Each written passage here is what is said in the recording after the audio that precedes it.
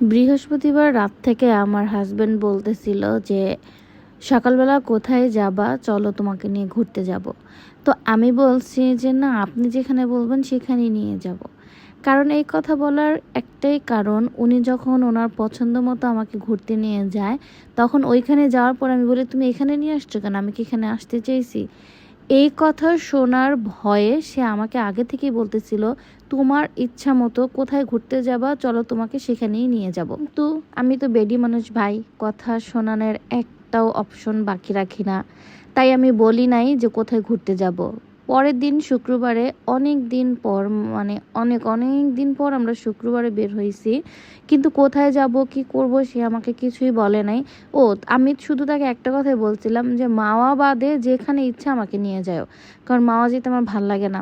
কিন্তু এই লোক ঘুরতে ঘুরতে মাওয়া রোডেই আসে এবং মুন্সিগঞ্জে যেই ওয়ান্ডারল্যান্ড পার্ক আছে সেখানে আমাকে নিয়ে আসে, বলে এইখানে নাকি ডাইনোসরের একটা গুহা আছে, ওইখানে আমাকে নাকি গুহা, আচ্ছা যাই হোক, তোমরা সঠিকটাই শুনো, হ্যাঁ, ভুলটা কেউ শুনো না।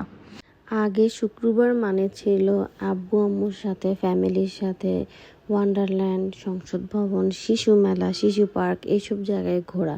মানে এইসব জায়গায় যে এতবার গেছি, প্রত্যেকটা রাইড আমাদের মুখস্থ যে কোথায় কোনটা ছিল। আর এখন তো শিশু পার্ক বন্ধ, বাচ্চারা এরকম বিনোদনের কোনো জায়গায় পায় না। ওই তুলনায় এই ওয়ান্ডারল্যান্ড পার্কটা মোটামুটির মধ্যে ভালোই, মানে বাচ্চাদের জন্য ঠিক আছে, রাইড আছে অনেকগুলো। আর ঢোকার পরে এই জায়গাটা খুবই সুন্দর, মানে সবচেয়ে সুন্দর জায়গা এইটাই, এই জায়গাটি খুব সুন্দর, খুবই ভালো লাগছে আমার। আর রাইডস যেগুলো আছে এগুলো বাচ্চাদের জন্য ঠিক আছে, বড়রা ওরকমভাবে এনজয় করতে পারবে না, বাচ্চাদের জন্য ঠিক আছে। আর এটা মনে হয় কাজ এখনও চলমান। আর পার্কটা বেশি বড় না, ছোটোর মধ্যে গোছানো ছিমছাম। আমরা শুক্রবার দুপুরের মধ্যে এইখানে চলে আসছিলাম, এর জন্য মানুষ খুব একটা বেশি ছিল না, হাতে গোনা কয়েকজন, মানে সব মিলিয়ে পার্কের মধ্যে মনে হয় না 20 জন হবে। তো খুবই ফাঁকা ফাঁকা ছিল জায়গাটা।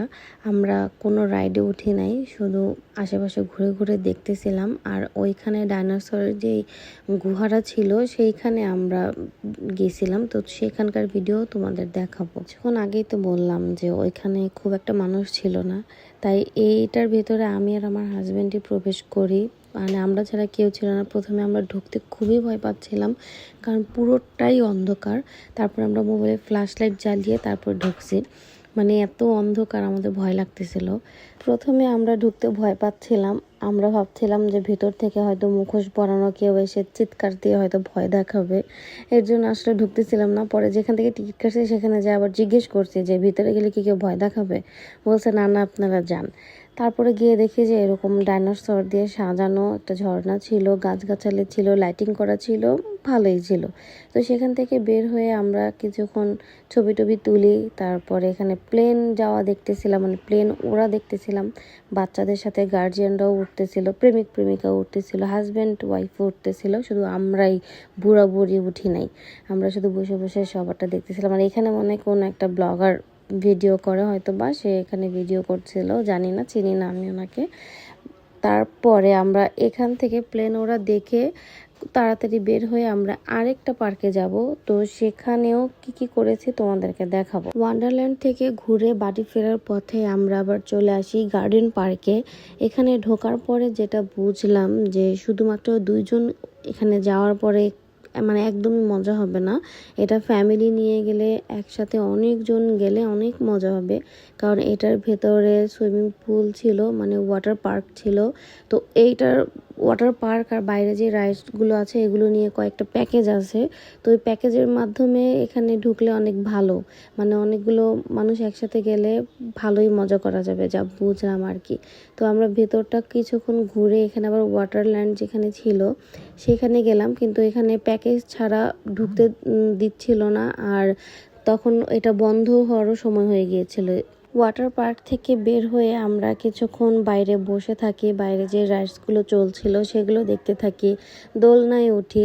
আর এর মধ্যে মাগরিবের আজানও দিয়ে দেয়, তো আমরা বেশি দেরি না করে চলে যাই। এখানে একটা সাউন্ড, এখানে একটা ডিম দেখা যাচ্ছে, এই ডিমটা ফাটল ধরেছে, তারপরে এখান থেকে একটু ছিদ্র হয়েছে, তারপর এখান থেকে অনেক সাহেব বের হয়েছে, এই যে বের হয়েছে। জি না, আপনি বের হয়েছেন এখান থেকে। এই পার্কে যাওয়ার পর আমি যতক্ষণ এই দোলনায় বসে দুলছি, তাতে মনে হয় ঢোকার সময় যে 50 টাকা এন্ট্রি ফি ছিল সেটা মনে হয় উসুল হয়ে গেছে। তো এই দোলনায় দোল খেতে খেতে অনেকটা টাইম চলে যায়, সন্ধ্যা হয়ে যাচ্ছিল। তো আমরা এখান থেকে বের হয়ে আমরা যাব হচ্ছে মিষ্টি খেতে, মানে তার এখন মনে হচ্ছে যে একদম গরম গরম মিষ্টি খাবে।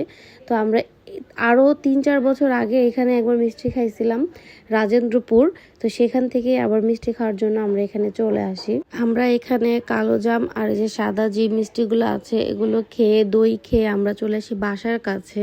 সেখানে আবার একটু ঝাল ঝাল সিপি খেয়ে বার্গার খেয়ে আমরা বাসায় চলে যাই। বেশি দেরি করি না, কারণ অনেকটা দেরি হয়ে যাচ্ছিল। আর আজকে আমরা পুরোটা সময় ঘোরার মধ্যেই ছিলাম, খাওয়ার মধ্যে তেমন একটা ফোকাস করি নাই, শুধু ঘুরতেই ছিলাম। আর এই লোকটার বার্গার খাওয়া ভিডিও করছিলাম এর জন্য, উনি কি সুন্দর ভদ্রভাবে খাচ্ছিল। আমি মোটেও বার্গার এরকম ভদ্রভাবে খেতে পারি না। আমি কামড় দিলে আমার লিপস্টিক টিপস্টিক সব মেখে যায়, আর মেয়োনিজ দিয়ে আমার চেহারাও মেখে যায়। আমি এত ভালোভাবে খেতেও পারি না। ছিল আজকের ঘোরাঘুরির ভিডিও। থ্যাংক ইউ শেষ পর্যন্ত দেখার জন্য।